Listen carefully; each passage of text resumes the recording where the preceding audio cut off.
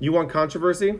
This is my brother Kyle. Kyle and I grew up in a biracial family. On November 26, 2023, my brother Kyle called me after he had called the police for help. He had been the victim of an assault, and he called me to not only help him de-escalate, but to be there with him while the police were there. And he said something to me that was really chilling. He said, "Eddie, I'm going to be arrested because I was black."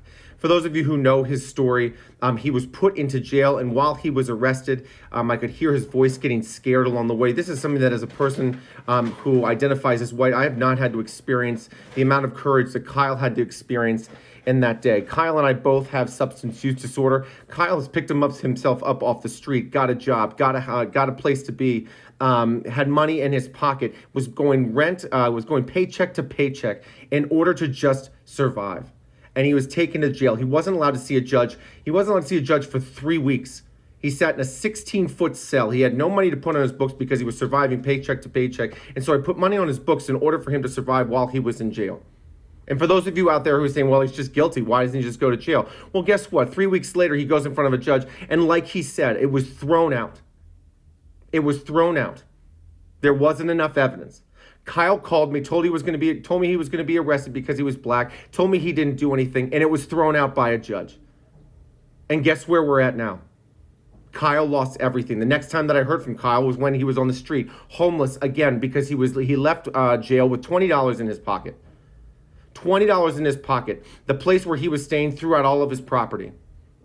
He hadn't been eating, and he wanted to get home for Christmas. Here are two of his daughters and my nieces who need their dad. I was able to pay his way home to go home for Christmas, but Kyle has nothing. Kyle has absolutely nothing, and it was all taken away from him. His property, his housing, his job. He lost his job because he was in jail. He was arrested for something that he did not do.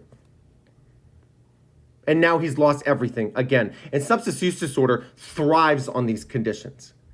These girls deserve better than what the officers gave a black man that day, their dad. Their dad deserves better. I started a GoFundMe page just to raise enough money to help get Kyle off the street. Kyle is a product of a racist, broken system. And I want to offer you the following recap. Kyle called the police for help that day. He called me, and while I listened to him get arrested after telling me that he was going to be arrested for a black man, even I had my doubts. Those thoughts are a product of a racist, broken system. And Kyle sat in a jail cell, a 16-foot jail cell with 8 other human beings in deplorable conditions while he sat on the floor waiting to know if he had a job. He lost his job, his property, he lost his monies, and he couldn't get home for Christmas. And the next time I heard from him, he was homeless on the streets, just waiting to see his daughters. I've started a GoFundMe page that I've attached to this email. Things like this don't need to happen again. These monies are going to go to help Kyle get on his feet, get a job. He's been on Indeed every fucking day since, and he's being denied because of his past record. We're trying to stop this fucking shit. And somebody like this is earning their way back. And our system is saying no. And that's fucked up. And together we're going to do something about it. Share this profile. Share this story. And don't let something like this happen to Kyle again.